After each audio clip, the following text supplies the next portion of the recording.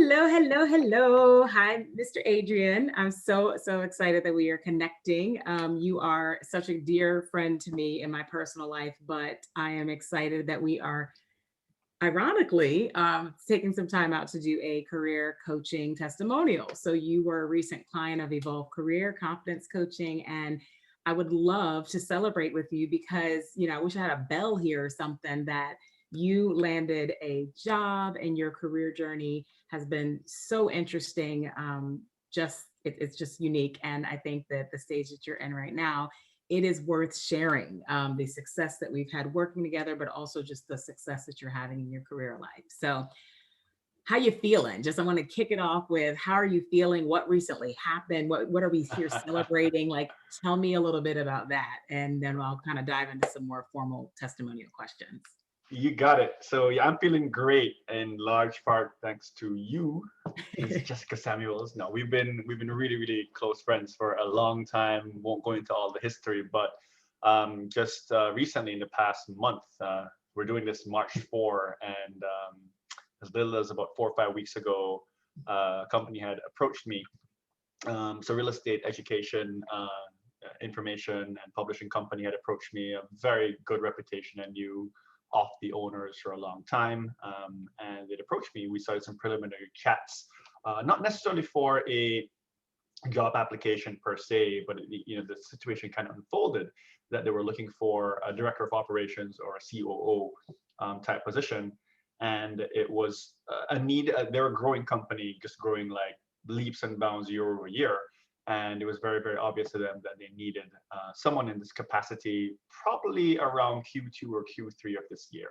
Mm-hmm. But long story short, we just had a few, no more than one or two preliminary conversations, and it started to evolve into something where my skill set could provide a lot of value, right? Mm-hmm. And I didn't approach it as, okay, well, again, this is not a job application per se, but I think both sides really started to see a lot of mutual benefits. Like I loved what the company had to offer, and I'll get into that in a little bit. I Mm-hmm. also knew what I had to offer, and long story short is that the company themselves, even though they're having massive growth, had a very strong culture in place, and a lot of elements to the business that they're taking care of, not just the money and cranking out clients and customers, and it really appealed to me. So by the end of the second call, a situation presented itself where I was asked to write my job description. A question that, depending on the company and the way the question is asked, isn't something that's necessarily always a good idea. It could be a company asking you to write a job description where They don't know what they want in a client. well, They they don't. don't know what they want, right? Yeah. And they haven't thought through that. Most companies have a description. This is the role I want to fill. Here are Yep. the bullet points. Let me see your resume and let's go. Yes. So, but in this case, it was quite the opposite to where it was like it made perfect sense.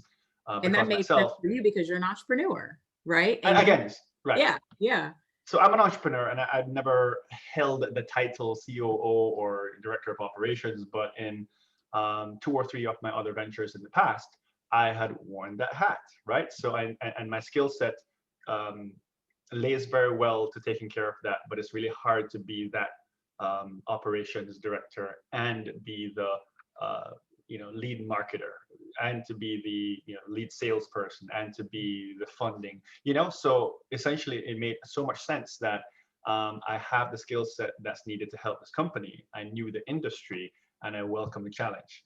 So I may be jumping forward in the questions, but I remember reaching out to you, Jessica, and was I mean, I knew what I was gonna do, but I reached out and said, okay, listen, here's a unique opportunity. First and foremost, I liked the owners, the company, the culture, the vision that they had. But if I don't, I'm not going to jump into a role that I'm going to set myself up for failure, or the things that I was able to write down. Number one, I've done them before in perhaps an entrepreneurial capacity, but can I bring this to a company where I'm not the owner? Yeah. And just really thinking it through. So I kind of paused there, but you were instrumental in really reviewing what I had put together, and I'll get to the finish line. Obviously, we're having this because I actually did accept the position. We had just a really brief negotiation process, And as of today, I'm rounding into my second week in the position. And that has been fulfilling for many reasons. Yeah. But I'll kind of pause there, but a lot to you.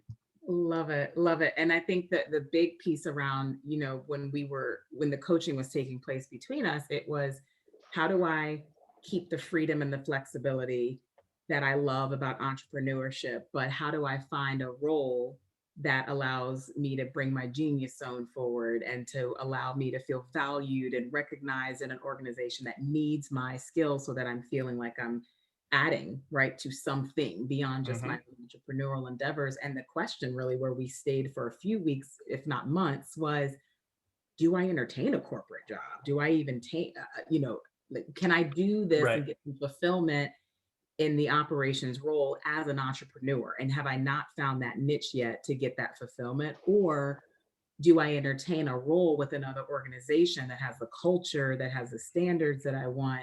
And do I do this operations piece that still allows me to have freedom and flexibility in my entrepreneurship? Like, that's where we stayed for quite some time, right? Correct. So where did you end up? How did you end up landing where you would even entertain an offer and someone asking you to write your job description, and you're sending your job description to your coach? Like, what transformation took place there for you to say it's okay? Because you did have a 9 to 5 at some point, right? Yeah. So And you left that world and you've done entrepreneurship for some time, and now you're entertaining. I think this is going to it's going to bring me joy and happiness and fulfillment, having a role that is not just entrepreneurial in nature. And it's a unique journey. And I'm not sure if you had, and again, with all the clients that you work with, I'm sure there's some cookie cutter type situations, but you're going to have some that are a little bit outside the box. I think this one, you are definitely checking out of the box. It checks firmly outside the box. That's funny in and of itself. Yeah. But a quick history. And I had the whole 9 to 5 corporate job that I actually left in 2013 and started my entrepreneurial journey. And I've been like a full-time entrepreneur since 2013.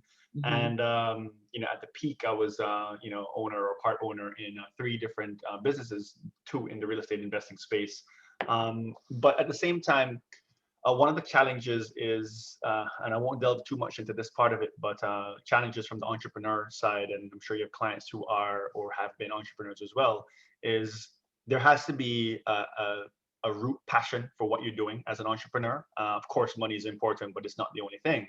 Right. And one of the things that a lot of entrepreneurs miss is that it's sometimes, when it really boils down to, okay, if it's your passion, then it's not so much about how much you're bringing in, because you can bring in, I don't know, $1 million plus in revenue for the company, but what trickles down to what you're paying yourself, that's something that I've seen time and time again, that entrepreneurs miss the mark on that. And then you may be better off at a 9 to 5 job where you're making more and having no expenses, right?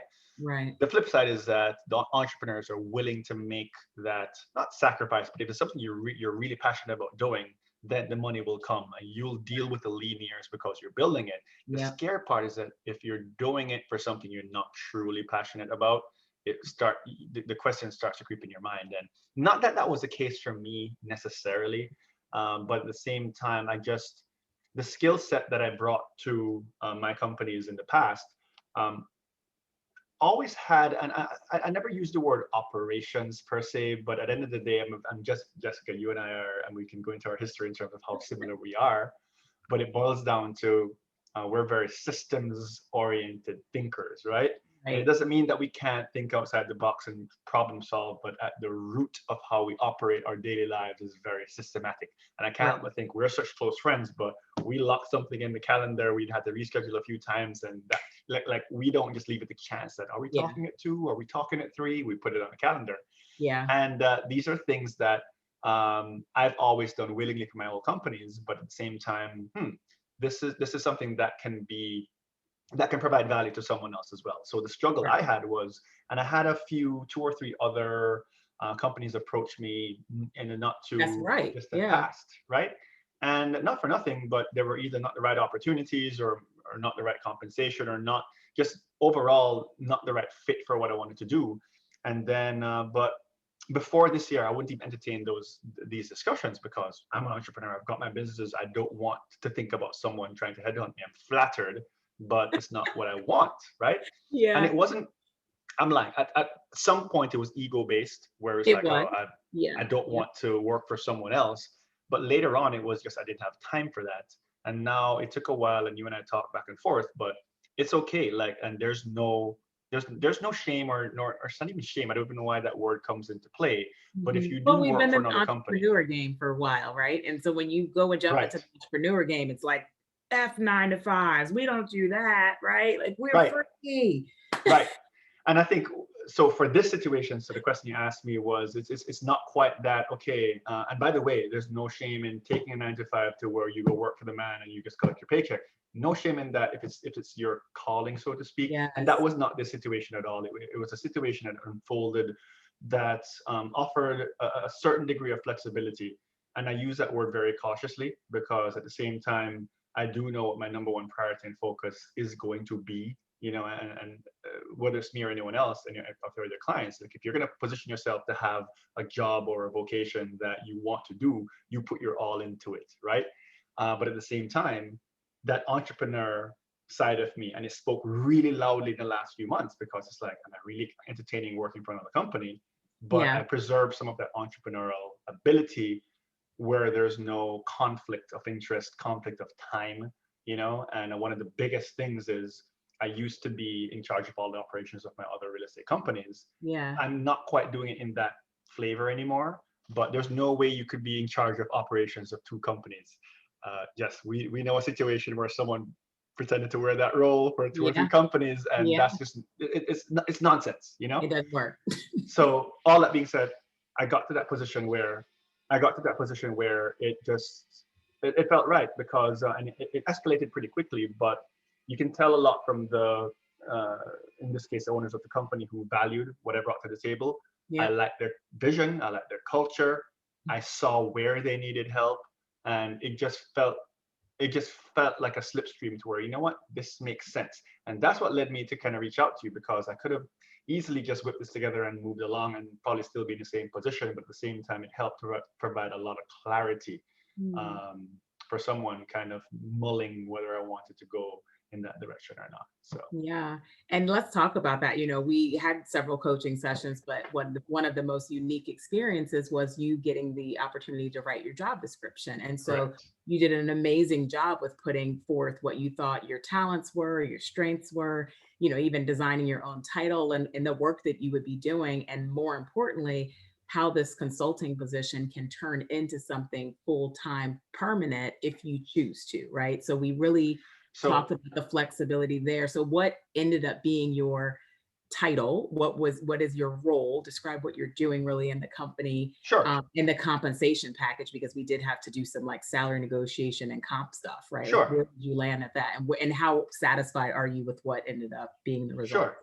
So, to start out, I think the job description part that ended up being the easy part, mainly because I was pulling roles that I'd done before for companies I was owner of, and at the same time, I was able to have really good Zoom calls with the owners, 2 calls, and I was very deliberate in the questions I was asking, so I saw the holes that needed to be addressed, and I was able to like elocute that correctly. So, I mean, the role is director of operations for this company. And I think I forgot what the first part of the question was. I'm sorry. The just the role, the types of work that you'll be doing for the Oh, types of work. company, Right. and then the comp package of where you came in at, where you landed, and how do you feel about that? I think that you Yeah. went in going, Yep. all right, where could I Yep. go with this? Yeah. So yeah. So the type of stuff I'm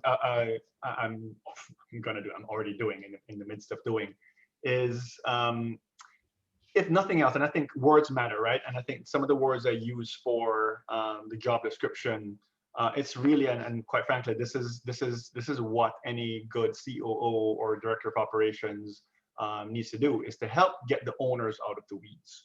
One of the owners, and was the one I was speaking with in the first few calls, got to know him very well. I saw elements of myself circa 2 years ago, a year and a half ago, where you're trying to be all these things for the company, wearing all these hats for the company, Mm-hmm. including the, operations Operations. role. Mm-hmm. And That's heavy. he, yeah, and he in particular is very good at that role.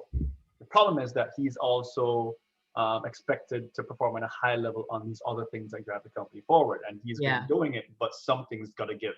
So if nothing else, and I think I wrote it in there that my and you mentioned the word earlier, genius zone. How I laid out the job description was what I'm going to do, and one of the outcomes was have the owners operate more in their genius zone. And Mm-hmm. it's a hard way to quantify it, but that's what my role or a role of an operations director should be. And it's Mm-hmm. not an easy one. It's not a straight line path to get there. Yep. But I think that's what made this so interesting. That and you mentioned in the beginning that it was how this was set up was it's a 6 month uh, consulting agreement, independent contractor, which works well for me in terms of okay, well, I'm not quite sure I want to hop fully on the W2 train. Nothing wrong with Yep. that, and we Yep. can reevaluate at that point, while at the same time keeping some. I wouldn't say keeping options open, but it's like it's a way to figure it out because how we framed it is okay. Well, first and foremost, I've got to perform my role, otherwise this ain't gonna work out. Secondly, I have to actually like the company and what they're Yep. doing. Otherwise, Yep. I'm going to show myself the door, right? And I Yeah. think those are the two things that have to match. And I was upfront about that from the beginning. Yeah. And I wouldn't want, and this is very important, I'm sure, for some of your clients or prospective clients, is as important as it is to get the job of your dreams or the position or the promotion of your dreams, don't do it at the sacrifice. Don't do it for the dollars or the titles. If it's something where you feel you have there's a potential for you ruining relationships or ruining your own reputation, that's Mm-hmm. something I've guarded very fiercely. And if I'm not the right fit, I wouldn't have created that job description. I wouldn't have accepted the position, right? Right. And if I feel like this isn't what I'm cut out for be, I'd probably give in my notice and said, something, before this goes any further, I'm out, right? So I think that's very, very important for someone to realize. And then lastly, compensation. And I think that's something where I had set, and I won't get into the numbers, but Yeah. I'd set like a basement, and I guess there's no, but I did also set a ceiling just from framing it from a certain perspective of where I wanted to be. Yep. And long story short is they made an offer ridiculously close to where I had mentioned I wanted to be. Good. Um, and it was a little bit less, but at the same time, it was higher than my basement. Let's just leave it at Good. that, right? Yeah. Yeah. And we So, landed there, right? I gave you kind of did some yeah, comp numbers and said, you're in Florida, I'm in the correct. DC area. So having a coach to soundboard some of your Mhm. numbers before salary negotiating, that's important, right? And for someone who's never been, sorry to jump in, but for someone who And hasn't been in the, or employment arena, and yeah, even now I'm not employed, but you know what I mean, right? the It's salaried the position. salary position arena, uh, and entrepreneurs tend to either not pay ourselves or misjudge how we pay ourselves. So it's really hard. Exactly. What am I worth? I'm worth $1 million. I'm like, you're not even worth $1 million to your own company. So that was really helpful. And especially it is a role that is, it's not, it's a well-known position. So there is quite a broad range for it, but there's a Right. benchmark for it needs to be. So, Yeah. that was really important because I wouldn't know. I mean, I guess I would have known, but maybe I would have erroneously thrown out a ridiculously high number, just Right. because of what I think it is. So your kind of coaching helped that because, like, Adrian, this is where you should be. I think you can be all the way here. I don't think you should be anywhere lower than here. Yeah. And so where we landed it wasn't a hard decision. So how it ended up was literally, I think it was I remember we did this on Super Bowl Sunday. I had prepared the job description. You gave me your comments back at like 2 a.m., which is how you are. And on Monday I had the job description over to them. We talked on Tuesday. The offer was made on Friday, all in that week. Yeah. And I didn't even hesitate. Well, it was a Friday when I was made the offer, so I just kind of gave myself the weekend. But I knew right from the get go, come Monday morning the following week, I wanted to give myself the time just to think about it, not from the money side of it, but more from the spiritual, just like Yep. personal side of it. Yep. And I woke up Monday morning, I felt good. We had a call, let's go. Let's And go. I started the week after that. So Yay! I That's how love, that played and out. for me, it was important. I love that you've just described this process, right? But for me, it was important that you felt valued by the way that you were treated, but also Hmm. compensated, right? And so you Big landed a time. six-figure role, and I'm very excited about that. And I cannot, I'm just excited that you're getting your worth. You have the flexibility with entrepreneurship. You are able to decide if this is a good fit, not only for you, but for them in 6 months, right? And that Hmm. it will position you for more long-term permanent work if that feels, if that's where you are. Or maybe this is the Yeah. birth of your consulting business, right? And you're doing this maybe at 6-month increments for companies that are in need to pull their CEOs out of the weeds. So Hmm. it's just fun. It's just fun as a coach to see you, and a friend to see you really find fulfillment in your work and be using your genius zone not only just for your business but sharing that value with the world. So Yeah. No, and just to add on that, I guess a little bit, yeah, the respect and appreciation part, if nothing else, throw dollars out the window, throw a lot of other things out the window. That meant a lot to me because at the end of the day, I know what I'm good at. Perhaps I don't always, put it in my resume or my LinkedIn. And I was joking that I haven't updated my resume since 2004, which was when I had my job I quit before. So it's not about that. It's just that at the same time, being able to have these very clear conversations. There's so many variables involved, right? It has to yeah, be the company, what they do, who the owners are, what they're made of, right? Do they yeah. have the ability to sustain compensation for Hmm. me? Is Hmm. there long-term growth? And I'm looking at this more, not so much as a job, and I haven't really used that word a lot. It's a vocation, and I think it's the vocation side of it that's really is starting to speak to me more because that's where you put someone thinks of a job, and there's people who work just 9 to 5, clock in, clock out, and there's people who work themselves to the bone, and that's not even the right way to do things either. If it's a vocation, then it's something you're working towards, and it's not just about filling a monthly need as far as salary is concerned. It's not so much about promotions and titles, but as you said, and it could be with this company where that growth is possible. It could be with this company in addition to some other entrepreneurial ventures I'm able to balance together. Hmm. Either way, I think it's the clarity I'm getting is my genius zone being respected, appreciated, and am I able to actually capitalize on it? And I think it represents such a shift from how I've been for the past 8 years or so, while not poo-pooing the entrepreneurial side. That side is very active, but the entrepreneurial brain needs to be tamed from time to time. And it doesn't, my brand of entrepreneurship isn't the brand of someone else's.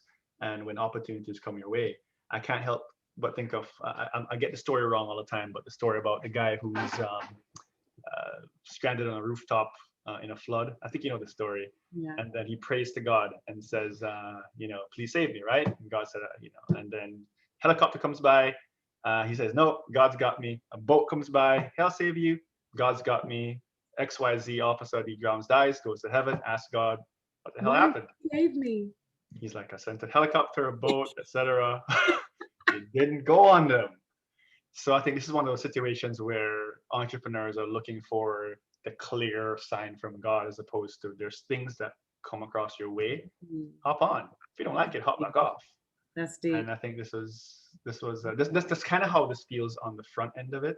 Hmm. And I'm fully embracing the challenges. And there will be challenges, right? But knowing that yeah, I'm made for this because of the experiences I had as an entrepreneur. So That's it. Oh man, this is great. Okay, so fire round, 90 seconds or less. ooh, Okay, okay. what led you to seek out a career coach a few months ago? Like what did you expect when you first joined with the Evolve Career Network? You know a lot of people, you know a lot of career coaches. Why me? Number one, and this is a little bit of a cheat code, but we're such close friends, right? But even then, I have a lot of other close friends that I probably wouldn't reach out to, or just surface level. I think one of the big things is I've been able to see the impact you've done, like legit, with clients you work with in the past. You've shared that stuff with me, and some of the stories are very, very touching. Um, and I knew I was kind of going through a shift in terms of, okay, well, I'm going to take a different approach this year. I'm not going to lean all the way into corporate slash employment. At the same time, I'm kind of changing the full on wild entrepreneurship, that I've been on for a while. Can there be some kind of hybrid between both? So Mm. you and I started talking, and once not by chance, the opportunities started coming. Like I had like 3 different opportunities in just about span of 4 to 5 weeks, Mhm. and I've been guilty in the past of just making decisions in an echo chamber, meaning, oh, okay, I'll talk in the mirror. This sounds like a good idea. Let's go for it. And some of those have worked out. Some of those haven't worked out. And I'm like, I've been a lot more self-aware and a lot more open about having these discussions, not just business, but also personal. Mhm. And I'm like, and yeah, it just, I know someone who's as strong as you in my corner, that why would I not reach out to you, right? Mhm. So that's exactly how it played out. And I love it. you've always been just a really really warm ear to you know bounce these ideas off of. You've always provided great feedback. You said fire round. I'm talking too much. Fire So round. All right. I love it. I love it. So next one, can you describe in 90 seconds what your experience has been like joining Evolve Career Network and working with me as your coach? What does that feel like? What does that look like?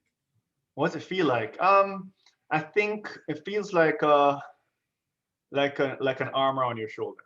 You know, seriously. And um, just again, like I said before, not feeling like it's an echo chamber, not feeling like you got the second guess decisions, uh, and beyond the friendship. I mean, yeah, we have a friendship that goes back a long time, but at the same time, even if it wasn't for the friendship, it's like you've seen this dozens, hundreds of times, maybe even thousands of times, to where um, regardless of if it's a friend or not, you kind of know how to guide that person, and ultimately the person makes their own decision, right? Right. Like I don't think you've ever swayed me one direction or the other. You've given some recommendations. Here's how you need to think it. Here's how you need to reframe it.